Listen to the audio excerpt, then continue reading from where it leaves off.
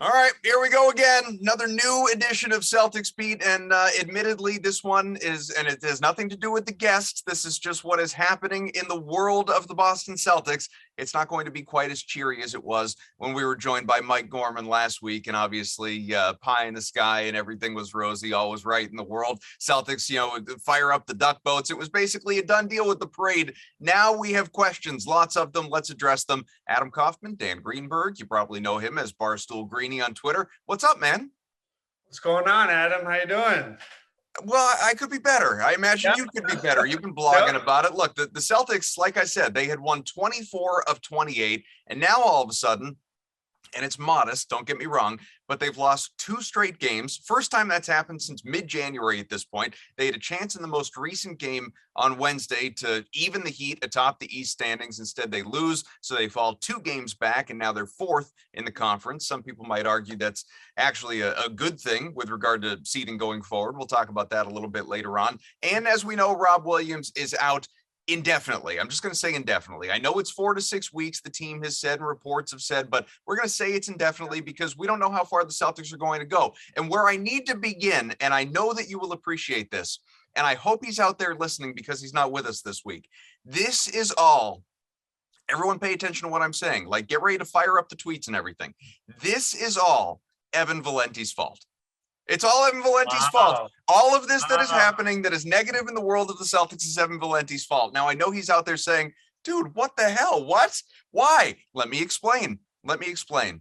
So occasionally I will take time off. I'll miss a show here or there. I'll go on a family vacation, whatever. Like nothing. I don't tend to miss anything that's too huge in the world of the Celtics. But Evan, to his credit, never misses a show, ever. Even if he's not on because he couldn't make it due to his full-time work commitments that day, he's still producing the show after the fact. He's a part of the creative process. This is the first week in more than 2 years, I think, that he has actually gone on a real vacation with his girlfriend. He's off the grid entirely.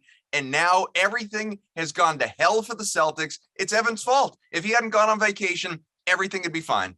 Now, let me say, I was gonna start by saying, it is a little, we can't blame him, and then, he's not here to defend himself. But now hearing your explanation, I would like him jailed.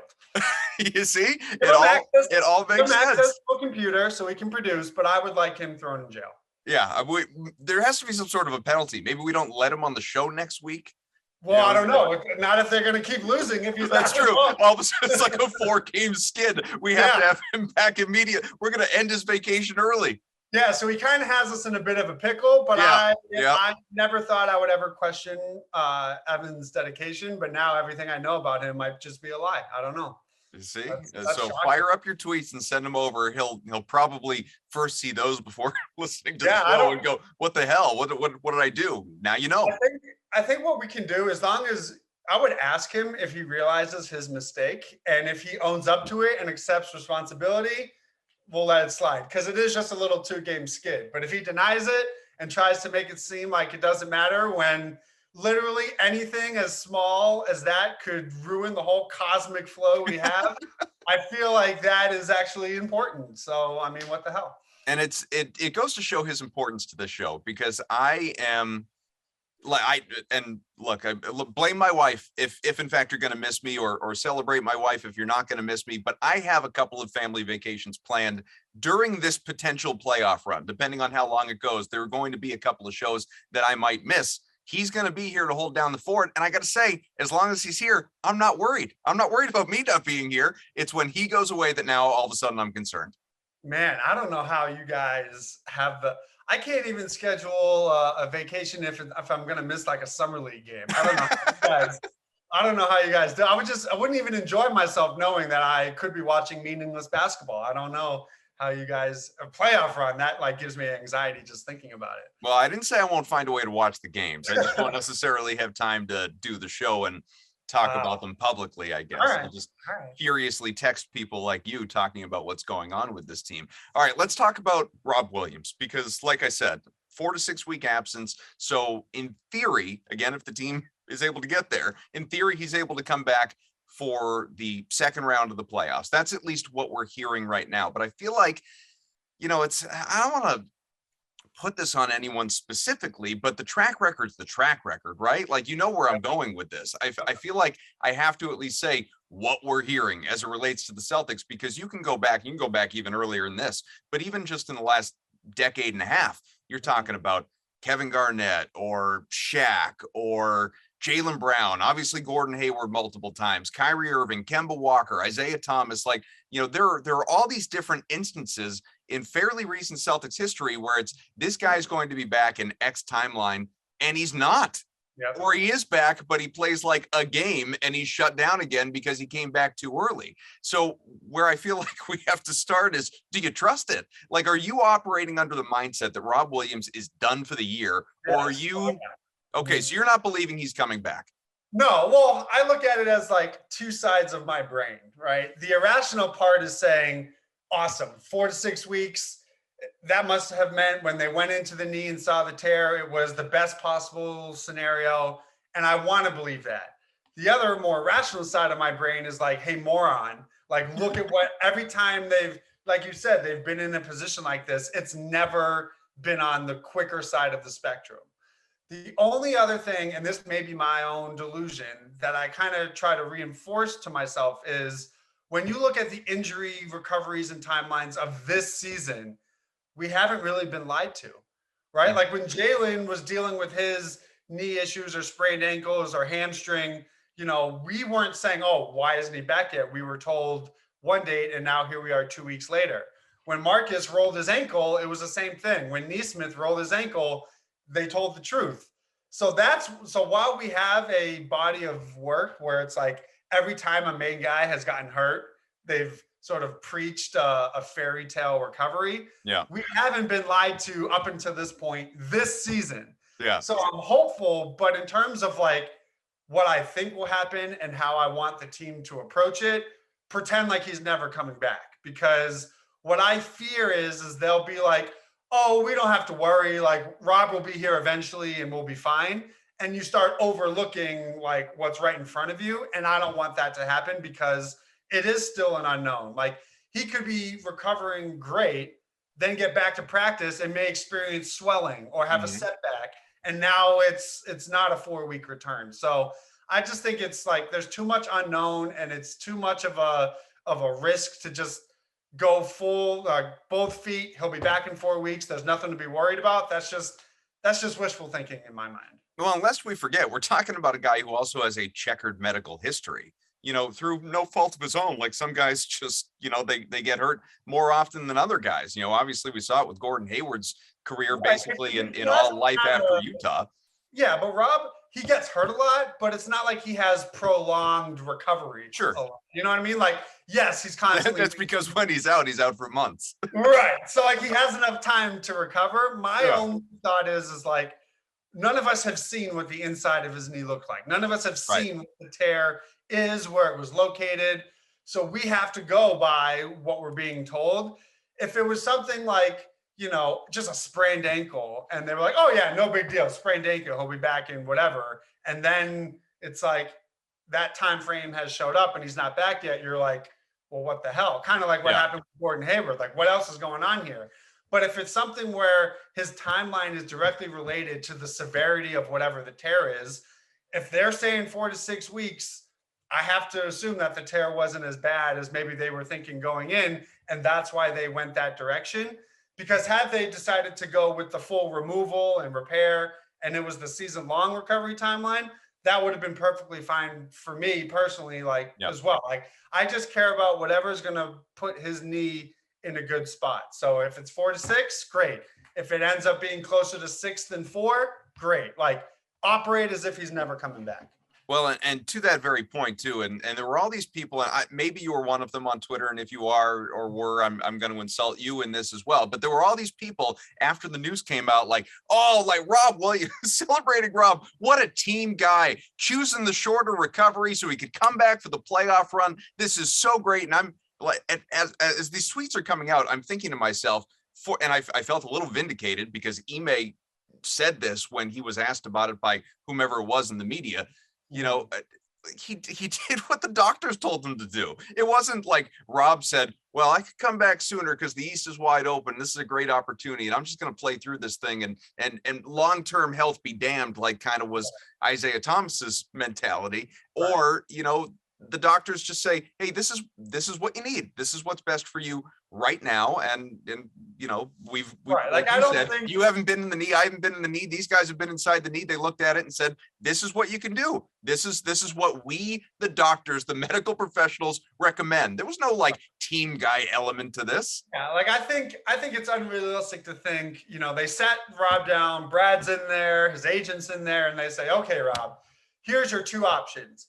We would recommend you going with the longer one.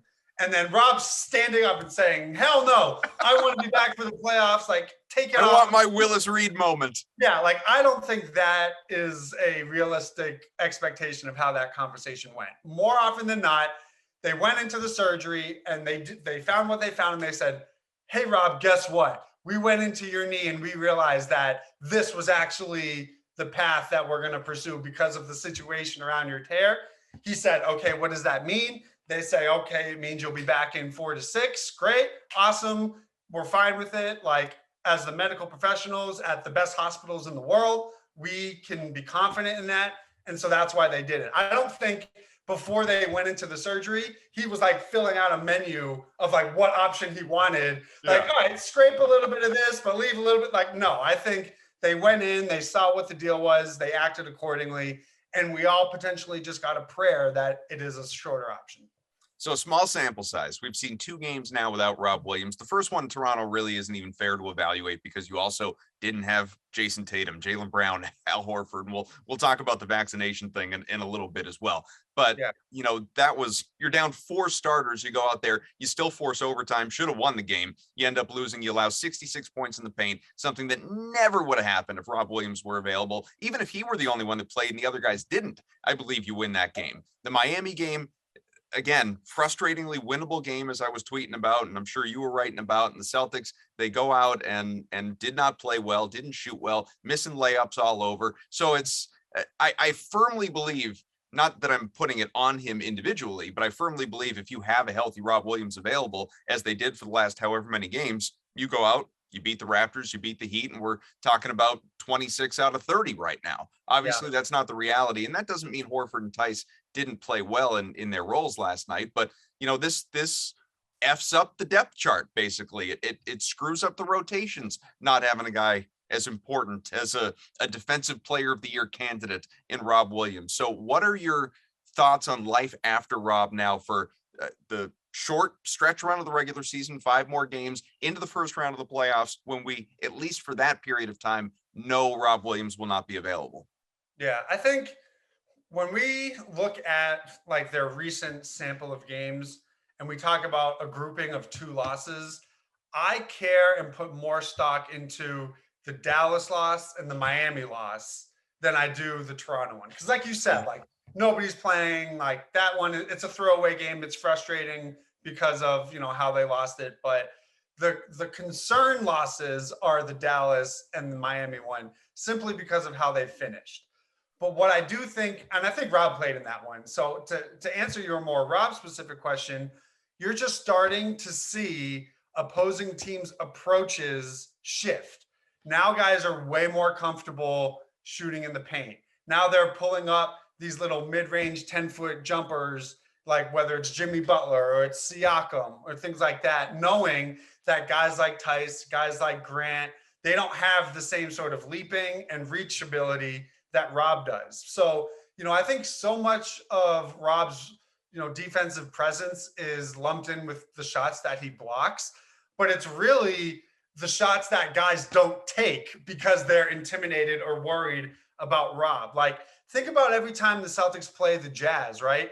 You don't see Jaylen or Tatum or Smart really even mess with attacking the paint simply because of the Gobert factor of him being in the general area, right? Like we saw Siakam do nothing but put his head down and finish through Daniel Tice, finish through Grant, because he didn't have to worry about Rob coming over from the weak side. We saw Jimmy Butler last night live in that little mid-range pull-up. We saw Dwayne Dedmon attack. Like, I've never seen Dwayne Dedmon make so many layups in his life that you just know is different because of the confidence they have without having to deal with Rob. So I think those are the areas. And when things slow down in the playoffs and teams just exploit your weaknesses, like that's all playoff basketball is exploiting weaknesses. We're going to see teams feel more comfortable operating in the paint and around the rim because there isn't that roaming, like, death trap of a Rob Williams, help side and primary defender. And that's why it's so important for the perimeter defenders to hold their own and not give up, easy access into the paint, because they do not have the length. Horford can only do so much. Mm-hmm. So they just do not have the length to adapt to that type of offensive approach. Whereas before, you could feel comfortable if Jimmy Butler was ISO'd on Rob Williams, you would feel okay with him settling for a mid-range jumper because it would be contested. Now you can just see they're going into those shots with so much more confidence, and there is no resistance right now.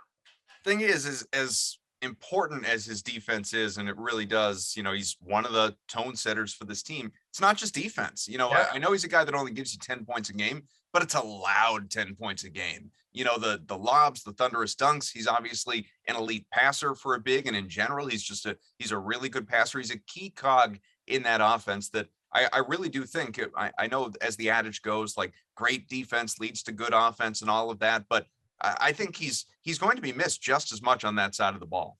Definitely, because if you think about it, I don't think it's a stretch to say the Celtics are not exactly what I would call an efficient shooting team, Sure. Right? So when night after night after night, you're getting, performances where Rob goes 5 for 6 or 6 for 7, right? Like you said, a lot of them are lobs, but a lot of them are like offensive putbacks. Mm-hmm. So now we're seeing, last night's a perfect example. Yeah. When you remove those, it's not just the 10 points, but it's the efficiency of those 10 points. So now we have guys like Grant who are missing wide open layups. Like, those are dunks. Like, when we have, someone like Jalen or Derek White driving to the rim and maybe misses a layup short, it's Rob that was usually cleaning up that offensive rebound for a putback. So now it just puts the pressure on them offensively to make such better decisions with their shot selection, because they're losing, a 75% shooter from their offense, and they're losing that efficient 10 points. It has to come from somewhere. And last night is a perfect example of teams are going to say, okay, everybody else but Tatum shoot. We know you're not going to get the offensive rebound with Rob not on the floor. We know you don't have a lob threat for easy points. So, go ahead and beat us. It's basically the exact same thing we saw in the very first Isaiah Thomas playoff series against the Hawks, when they just doubled him and they said, okay, Kelly Olynyk, beat us from 3. And he shot 23%. And they lost in 5-6 games in that series because they were a one-dimensional scoring team. Right now, that's what it looked like last night to me. They were just one-dimensional, who were dared to shoot and dared to score, and they didn't have that, safety valve of Rob just cleaning everything up. There are a lot of people, like, I was tweeting about that loss against Miami, and our buddy Max Letterman from over at NBC Sports Boston, guy who's, heads up, among other things, but sort of best known on Twitter anyway for all the great graphics that you tend to see, the lower thirds on social media. What's that? I was going to say, he's a legend. Yeah, legend. No, he's great. He's been on this show. We love Max. But, I was tweeting about Miami. He says, Miami, the Heat are frauds. That was his opinion. And that led to a whole discourse on Twitter and my mentions and his mentions. He brought it upon himself, obviously. But what I'm curious with you, I don't believe Rob's coming back this year. You don't believe Rob's coming back this year. From the standpoint of, it's just easier that way. And if he does, great. We already talked about that. But under the mindset that Rob is unavailable going forward, if you were to rank the teams in the East, say 1 through 3, we won't do all of them, but 1 through 3, your top 3 that you're most scared of for the Celtics to match up with at some point in the postseason, what are they? Fully healthy. I mean, both sides are obviously without Rob, but Celtics I would just say what exists now is what will exist then. That's what I mean, right? So everyone but Rob is good. Everybody on the opposing teams correct are good. I would say probably the Nets will have Kyrie and Durant, and they won't have Simmons, that kind of thing. I would say probably Bucks, Nets, Heat. Bucks, Nets, Heat. That's exactly the order I put them in. That's Yeah. exactly my same order. You know, I 'Cause thought about Philly, but I just think I think they can beat Embiid and they can beat Harden. Yeah. You know, it's Yeah. for me, and I know Embiid falls into this category, but without Rob, it's like you don't have an answer for Giannis. You know, Durant and Irving can each torture for 50 points on a given night, and Bam, like Bam, just has his way with the Celtics. I Yeah. call the Heat frauds all you want. That the team can get hot shooting. We've seen it against the Celtics in the playoffs. They make me nervous.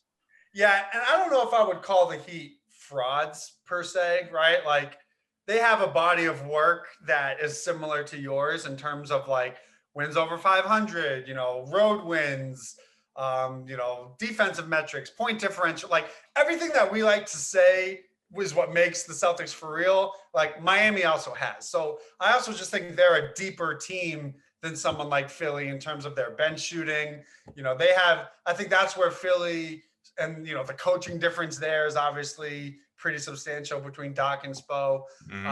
But the Celtics, dating back to the double, do not have an answer for the Bam and Butler pick and roll. They just don't have it. They can go to that in the well whenever they need it. And it always either ends up in points or, some sort of foul or anything like that. But make no mistake, if the Celtics play like they did last night, any of the top 6 teams in the East can beat them, right? Yeah. Like Philly would beat this team with the effort we saw last night. 17 turnovers, awful execution down the stretch. The Celtics need to play to their potential. And if they do, those are the only 3 teams that I would say, okay, this might, be a little bit of a hiccup. But I would still feel I still feel confident if the Celtics play to their potential, they can beat any of those top 3 teams because they have the body of work of doing that. I just think not having Rob doesn't end their chances, doesn't ruin their season. It just makes their margin for error even smaller. Now, when you have empty offensive possessions of careless basketball, it hurts 10 times more because of, he's not there on the other end to make up for it, right? Like when you have poor shot selection or just like you're losing your composure down the stretch, it's just magnified because there's no Rob. They can still reach the ceilings that make them a successful and a contending team. Mm-hmm. It's just they do not, like the Nets or someone like the Bucks, they can play poorly and still win just because of how insane their talent level is. The Celtics, last night as an example, they can't play a few pegs down on their potential or their ceiling and still hang with those guys. And that's what the playoffs are going to come down to is can they put a consistent run where they play to their potential, because the other teams are going to be good and the other teams are playoff tested. And you're not going to be able to say, the Celtics shot 30% from 3 and still won. Like that's not going to happen most nights, I would imagine, in a tougher playoff series. So that's how I would group it. But I wouldn't say I would still pick the Celtics over the Heat in a series just because, it took them playing terribly to lose by 8 points like that. Right. They still kept them before the end of game free throws. They kept them right around 100 points, which is normally a recipe for success. They still had 27 assists, which is usually a recipe for success. They were just too careless with the ball. They choked, pooped their pants in execution time. And the biggest thing I hated about last night was every time it seems when the Heat play them physical and some calls don't go their way, they just lose all their composure and they just aren't that mentally tough team that they're going to need to be when the stakes are at their highest. Well, and you were tweeting about that too, among others, obviously, that like Marcus Smart, and I know it was at the very end, but he gets ejected. Jason Tatum gets his 13th technical of the year and admitted, I like the way he framed it. He said, look, it's loud. You got 20,000 people screaming. Sometimes you kind of have to raise your voice a little bit to talk to an official just so he hears you. But obviously, I overstepped. I didn't do things right. Most of the texts I've received this year, 10 out of 12 or whatever, I would agree with. I understand. And I don't want to cost myself a game going forward. But that really was, in an otherwise what's been an all NBA caliber year for Jason Tatum, especially even after that really slow start to the year. Last night it was a throwback in the wrong way. It was the wrong kind of Tatum that we hadn't been seeing in a long time for this team, that he can't let the officials, never mind the opponents, but the officials especially, he can't let them get in his head. Not, but to be honest, like he was like, that was bad. I thought Grant was the worst one at it last night. I thought Grant like really lost his marbles a little bit. And like he's a great role player, but like he's also Grant Williams, you know, like Yeah. when is like there not once this season have we seen him react the way he did, and then an official be like, oh, you know what, Grant? Like you're right, man. I'm totally just gonna revert. My Like, bad. yeah, like that's never happened. And what we saw last night, where there were plays where he got like beat, thought he got fouled, so he committed a foul and then complained about it. And it's like, that's not A, you don't have the status in the league where a ref is going to give a crap what you say to them.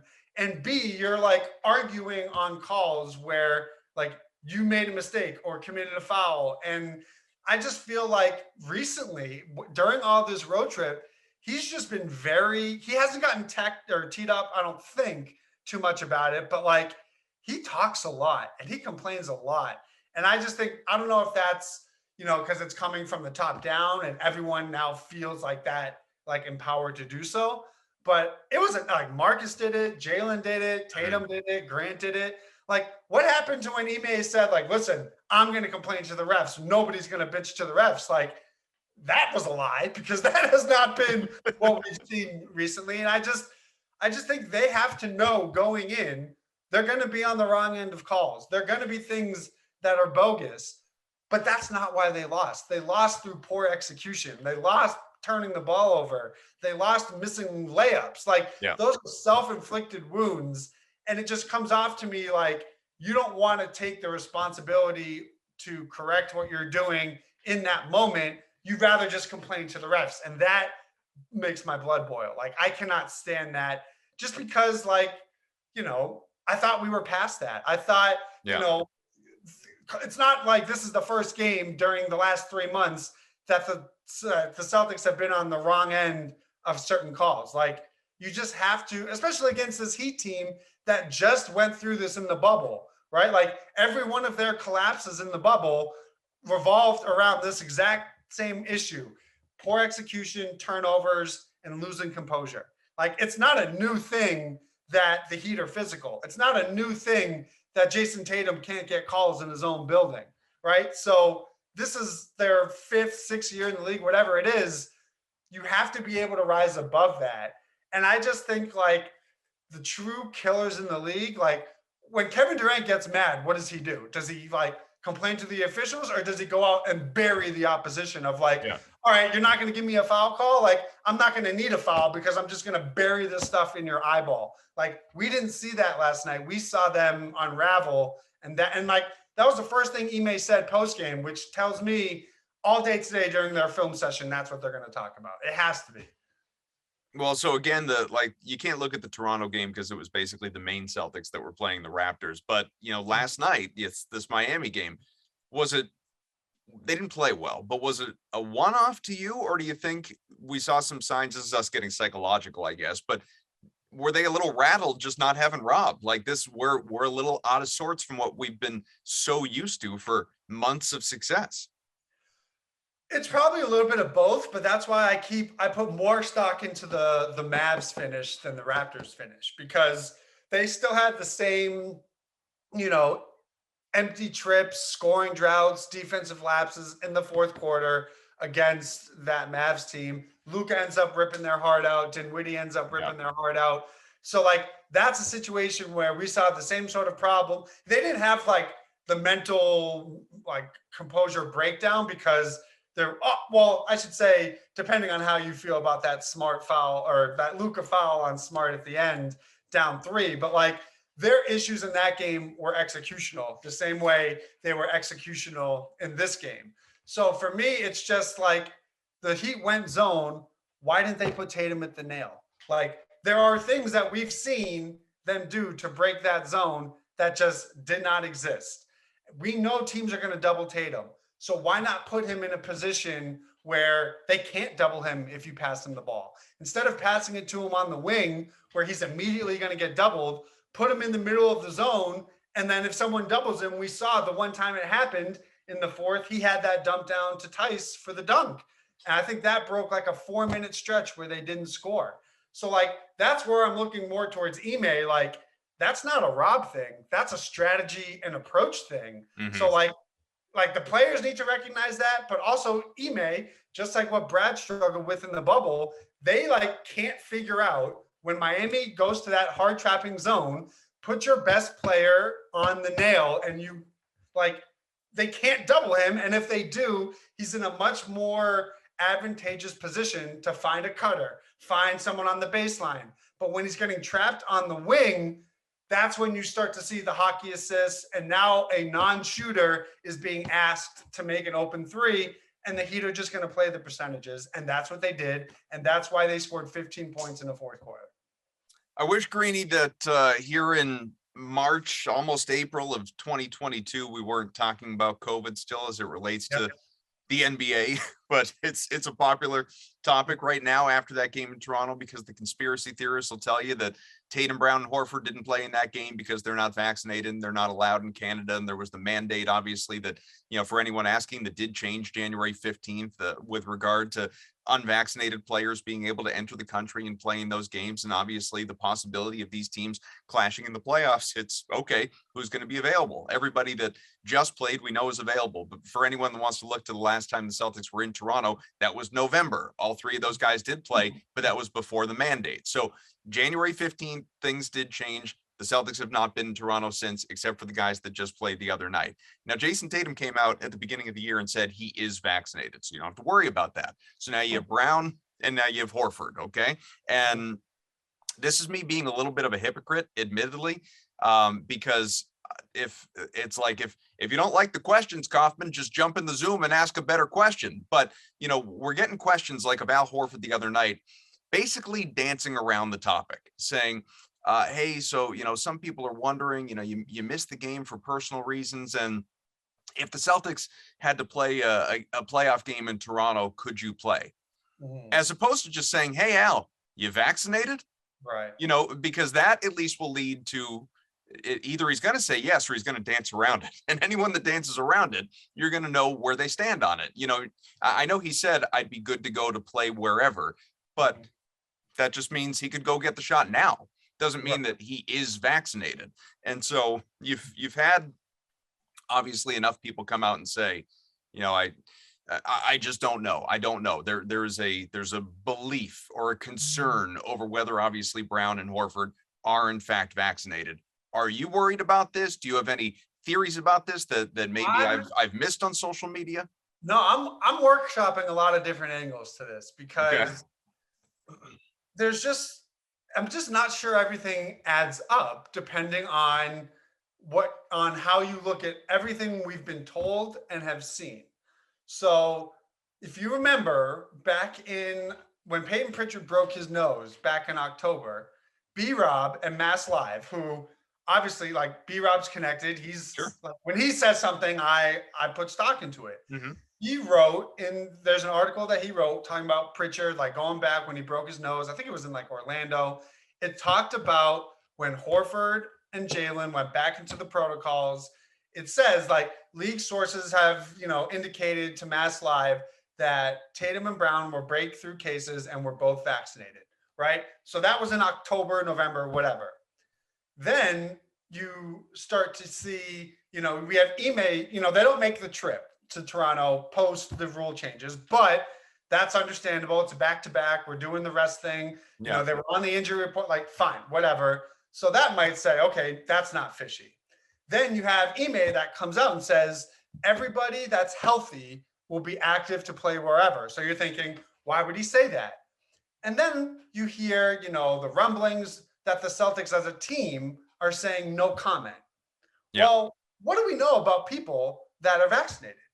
They'll tell you they're vaccinated. They'll shout it from the mountaintops. Like if I'm vaccinated, I don't dodge the question. So then I'm thinking like, if they were vaccinated, it's like kind of like, you know, if you have something to hide on your phone, you don't let your girlfriend go through your phone. If you don't, you say, okay, here you go. Like knock yourself. There's no hesitation whatsoever. You're in a happy relationship, just to confirm? Oh, happy. She can go through whatever she wants. All right, good.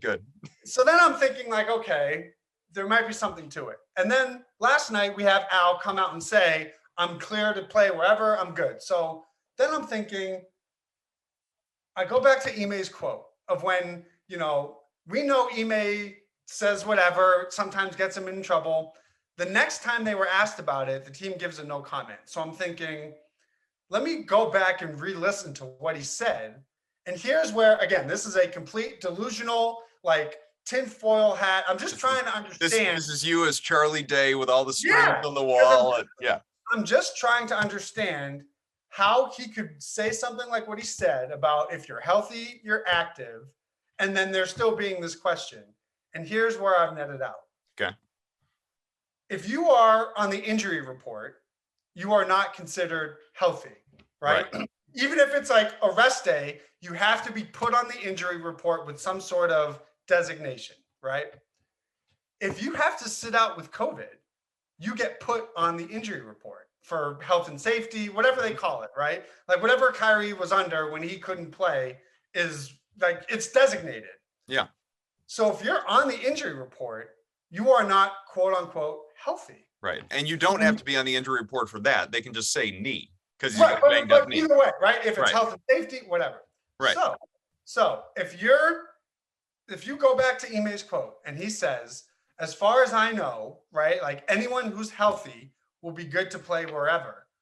Well, if he knows that there's someone on his roster that will have to be on the injury report because of COVID, then he's not lying when he says everybody who's quote unquote healthy will be able to play wherever. Because if they end up going to Toronto and everybody's healthy and it's a full roster, he's telling the truth. Yeah, it's a lesson in semantics. Right. If we get to that Toronto game and now there's someone on the injury report, well, he wasn't lying in March when he said that everyone that was healthy would play, because if you're on the injury report for COVID, you're not quote unquote healthy. Because if you were healthy, you wouldn't be on the injury report. Yeah. So my initial reaction when I heard that is like, oh, this is just some like Celtics lost a game and here comes the drama, just like always. But then you start to think through it and it's like, if the team is like not openly, because there are teams that willingly said, we're all vaxxed, we're good, no problem. There are two that didn't. Like, you're not doing that if there's not something. And the way that he phrased it, he sort of is like protected no matter what happens, right? Because the quote to the masses says, everybody who's healthy. You're coming off saying the reason that they didn't travel was because they were on the injury report. Right. So like, maybe we do have an issue. And if Horford's going to come out last night and say it's not him, that points to Jalen, right? Like just by doing. I mean, Horford didn't really say it's not him. He just said like, I'll be good to go wherever. But he didn't say, yeah, I'm vaccinated, I can play. Right, like he didn't. So that's another thing. Like, so it's either A, like, was that his way of saying like, I am back? Like, but again, you could have just said it. So I think initially when it all first happened, I was like, I dismissed it. But then I just started to look back. And once I saw the team deny it and like, it didn't make sense.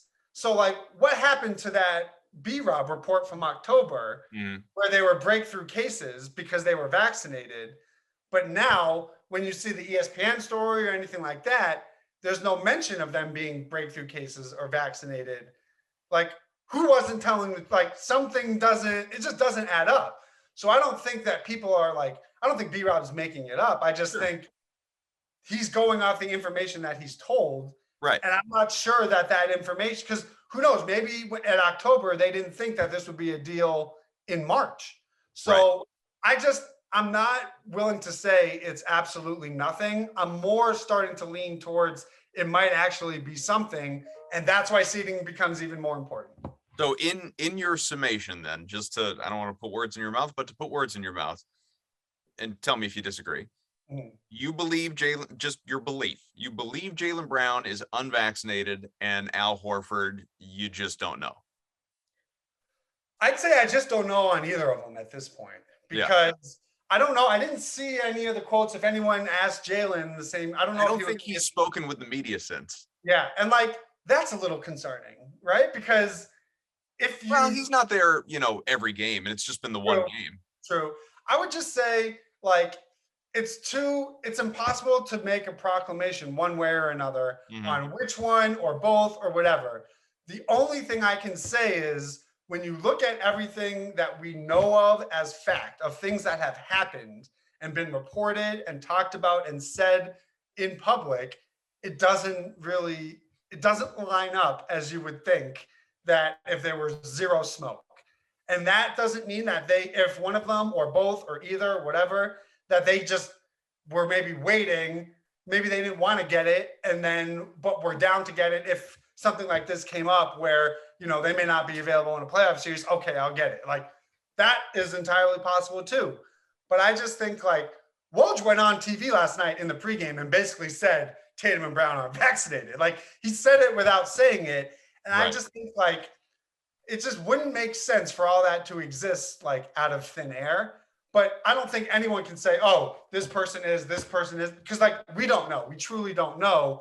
I just think it just doesn't all add up is what I would say. It doesn't fit like it would have if there really was no smoke, because like we said, if you're vaccinated, you are not shy about telling people you are vaccinated. If you are a team that has talked about, that doesn't have any issues, you have no problem saying my entire roster is vaccinated. So like the fact that they aren't is just, it's eyebrow raising is all I can say. So this team, this time last week, we were talking about it with Gorman, all's right in the world. And you're going to play whoever you're going to play. You're not scared of anybody. Ime now has been asked repeatedly questions about jockeying for seeding. And he has been consistent in saying our priority is health and playing well. That's what we put first over where we finish in the standings. Do you believe with 5 games left and everything as tight as it is, that this team either will be or should be jockeying for seeding to align that first round playoff opponent? So I still think with 5 games left, I still believe they're just trying to get as high as, like, I don't think they're avoiding anything on March 31st. I think if we get to the last 2 games of the year, so that's Memphis and Milwaukee and then Memphis, if it's like unattainable for them to move up, like, because let's say they go on a little bit skid and like, let's say it's not a 1 game or a half game separation between, 4 and 3 or 4 and 2, whatever. Let's say they're like a game and a half back with the last 2. Then I would think it might make sense if they selectively rest to lock in Miami or to lock in Milwaukee, Philly, and Brooklyn in the same half of the bracket, assuming the Heat maintain the number 1 seed, right? But I think if everything is still as tight as it is now on those last 2 games of the season, you're going to see them play the string how you would, they're not going to be punting games. Yeah. So I still think there's a possibility for that. I do not think we are at that point now because I think personally you want it to be either the 1 or the 4 for a variety of reasons. One, let's say you want to dodge Brooklyn, fine. But the other is if you now have to have a Toronto situation, you don't want to be 3. You don't want to see that 3. If they're going to be the 6th seed, you don't want that 3-6 matchup in the first round. So that means you need to either finish 1 or 4. Well, losing last night, you're down 2 games in the loss column with 5 to play.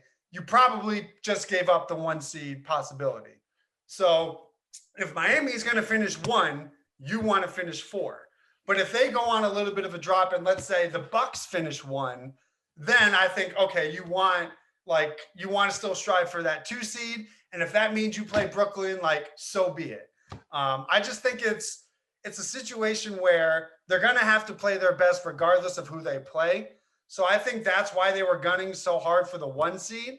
But it would not surprise me if we get to those last 2 where they take a look at the landscape and say, okay, we're not going to be able to move up. We may as well do what we can to then not have to face one of those 3, Brooklyn, Milwaukee, or the Sixers until the conference finals. That's just, even if you are confident against them, that's just common sense to where if you can just force them to all play each other, do that. But things are still too tight. with 5 games left, I don't think they're already thinking that way just yet. So this is something I've been eager to ask you, especially of late. And we had our fun on Twitter the other night with the Brad Stevens picture. Oh, yeah. After the I saw it. I'm never sleeping. I saw that. Apparently, I know I didn't. Your hours are about as weird as mine. But what was funny about it was, for anyone that doesn't know, like anytime there's any sort of negative news surrounding a star in another market, whether it's Donovan Mitchell, Brad Beal, Damian Lillard, like you name it, you are immediately out there, like the shtick gimmick, whatever, you're tweeting the same Brad Stevens picture of, him basically side-eyeing it started with my favorite Danny Ainge picture, maybe on the internet. Right. Of at a press conference being like, what? Oh, really? Yeah. So it started probably like 2 or 3 years ago. Yeah. And it doesn't, like you said, it doesn't matter. They don't even have to be a good player, to be honest. It's basically like literally anytime there's any sort of unrest or reports, even if I don't even want them on the Celtics, I have to do it. It's a rule. Well, and that's exactly where I wanted to go with this, because a friend of mine, I sent it out just sort of mimicking you, and a friend of mine texted me immediately and said, just out of curiosity, do you even want Donovan Mitchell on this team? And I said, it actually, like, I've been thinking about this, not as it relates specifically to Donovan Mitchell, but if we got to play GM, and not only got to play GM, but lived in this like video game fantasy world where we could pull off a trade where you're not trading your core. Okay. So Tatum, Smart, Rob, obviously Brown, like all these, none of them are moving. So you're packaging picks or bench guys or whatever, like Horford maybe, but your key 4, none of them are moving. Mm-hmm. What do you want to add to in this like perfect world where a guy might even be like semi-realistically attainable? So, I don't know. I'll give you a couple of names that I was discussing with my friend, and neither one of them, he made this point. He's like, honestly, the guys that I think would fit this team best, that would just be great additions, either one of them, and neither one is, at least in this moment, a star, like a star in the way that we talk about Mitchell, Beal, Lillard, guys like that. He's like Evan Mobley, OG Anunoby, like these guys would be a freaking dream, like, like finish the puzzle kind of guy for the Boston Celtics. I'm wondering, who would you want to acquire for this team to really like round out this club in just the best way imaginable? So for me, it's more positional, right? Like I still think they need a proven, consistent shooter. And I think they need to find and address the long-term solution for a post Al Horford world. Yeah. So I think what we've seen with those core group that you talked about is we've seen they're a wagon, right? Like it's not like some teams, it's like, oh, we need that third star piece to reach that level. Right. I think we now have a sample of saying like, that is no longer like, it's no longer a Bradley. Yeah, Rob can be that 3. Right. Or like, it's just how the pieces work together. They also have the 17 million TPE to work with. So it's like, you can find some ways to bring in some decent sized salary type player to address those needs. You don't need to give up a core piece to, I think, bring in the pieces that I think can address those needs. So for me, the shooting is tough. Like maybe it's someone like a Kevin Huerter or Hooter, however you say his name. Huerter, yeah. Right. Like if they're not down to, pay all those guys moving forward, he doesn't make a ton of money, right? His salary is reasonable. My dream, and I think there's like a minimal % chance, I want Wendell Carter. He just signed a 4-year, $50 million extension that starts next season. So he's only making $12 or so million a year. He could theoretically fit into that 4-year TPE. Yeah. And if you have to give up like, a Neesmith, a Grant, like if you have to overpay for that because he fits on the Rob, Tatum, he's only 22 years old. Mm-hmm. All of his draft day comps are basically Al Horford. He's who I would target. Like the Magic, who knows? They're about to ship off, I imagine, Terrence Ross. Like they need to pay maybe Mo Bamba. Like who knows? Maybe they're just like, you could, jumpstart their rebuild if you have to overpay with picks. Who the hell knows? So I would think for them, it's the full-term, long-term solution in a post-Al world and a more consistent wing shooter is how I would. And maybe Nesmith grows into that, but like it wouldn't hurt to address that with a proven commodity, whether it's in free agency or by trade. All right, last thing for you before I let you go. Not that I'm, looking for more competition in what's already an incredibly saturated market here, without question. But I mean, with the Barstool being what it is, like, where's your Celtics podcast? We'll see. It's an interesting question. I get asked that a lot. I think for me, it's something where, I mean, I just love being a guest on people's shows. I think that's great. It still kind of trips me out that like people even give a shit what I even have to say, regardless about this team. So who knows? I'd never say never, but it would have to be something that would have to be done right. And, we'll see. But for now, I just like to take my time, think out my takes in written form and gut check myself there. But if they were to call me tomorrow and say, hey, we demand that you make one, I probably would. So it's just one of those, I just would want to do it right. Find, I don't know if it's a solo thing, find the right person. There's a lot that goes into it. So I would never say never, and I would never want to steal downloads from all these shows that I love listening to and going on. So I'd say never, but in the meantime, please just click on all the blogs. That's how I would phrase it. Yeah, eyeballs. Eyeballs. Want ears, you want eyeballs. Yeah, and everyone in your family, please click on the blogs. That's all I ask. Well, we always enjoy having you on. Obviously, this was good. I think this was a little therapeutic for both of us just to talk through what's going on. Yeah, I just think it's important to remember that, even though the Celtics just had one of the most successful stretches of 30 games in the last 30 years, they do still have flaws, and those flaws can still come up. And it's not like they're not the Suns, who are literally perfect at everything they do. They have the potential to be on that level for stretches, but there are still warts, there are still issues that they're going to need to address heading into the playoffs. And that's ultimately what's going to decide their fate, I think. Which is why Monty Williams will be coach of the year, not Ime Udoka, folks, for anyone. And he should be back to back, but that's a whole different. What I thought you were going to say is, and that's why it's important that we all remember, this is all Evan's fault. Let's not forget that might be in the top. I'm going to have to put that. I didn't know that. Yeah, I got to put that in the blog. That's going at the top of my blog. I think if they lose on Friday and he's not working, he might get the entire, bad section just to him. At least a negative tweet or something. Yes, I mean, enough already. All right. Thanks to Dan Greenberg. I'm Adam Kaufman. Thanks to Evan Valenti, who undoubtedly is out there listening anyway. Come back soon. The Celtics, they need you, my friend. Thanks to our entire crew at CLNS. And let's end the skid, this little 2-gamer next time out. We'll talk to you soon. Playoffs right around the corner, folks.